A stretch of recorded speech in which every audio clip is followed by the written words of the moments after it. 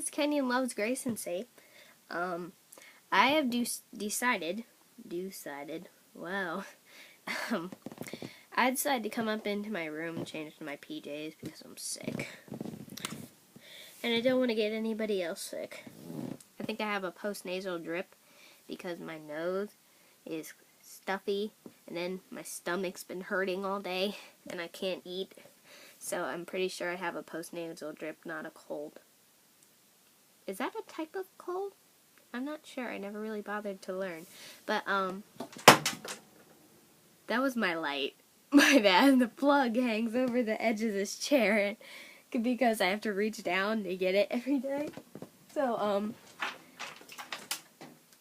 I hang it over the edge of the chair. I got these string of Christmas lights my mom bought me. So, it's back. For this video, I've decided to do a couple book suggestions for you guys because I love reading. I've always loved it, and I still do. Even though I watch a lot of TV, I still do like to read. So, one of the books I've been reading, but I currently stopped for a while because sometimes I like to take a break because I would not stop reading this book.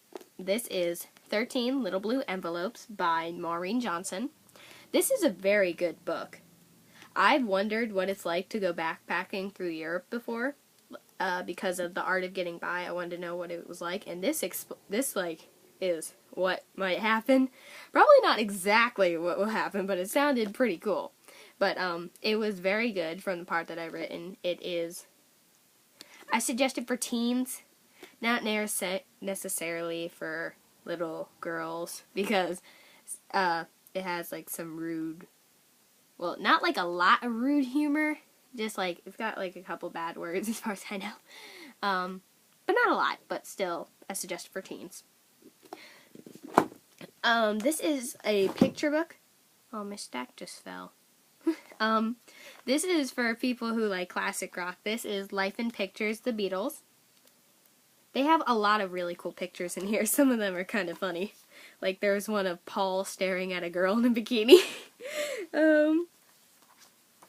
Ooh, here's a good one. It's them getting off a plane. Okay, hold on. Some of them are really cool pictures. I really like this one. Oh, ooh, Paul. Him and George are my favorite. Okay, this is for all you believers out there.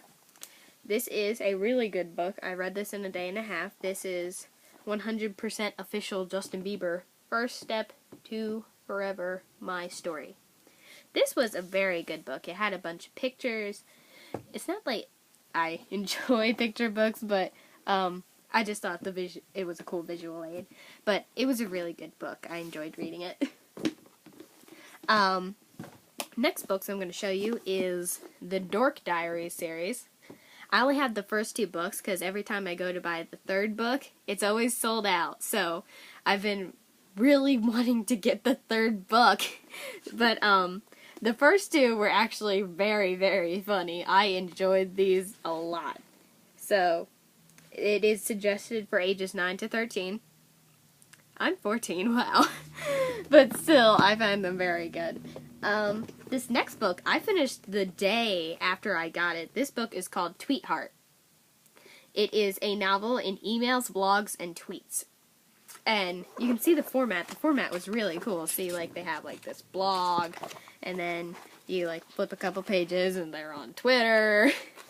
This was a really interesting book to read, and it was a romance novel. It's for teens. I really liked it. It's by Elizabeth Reibnick. She did a great job. It's a very cool book. 17, the magazine. I love 17, even though I'm 14. Let's see. 17 makes a lot of books, and I like to read them. So, they had this.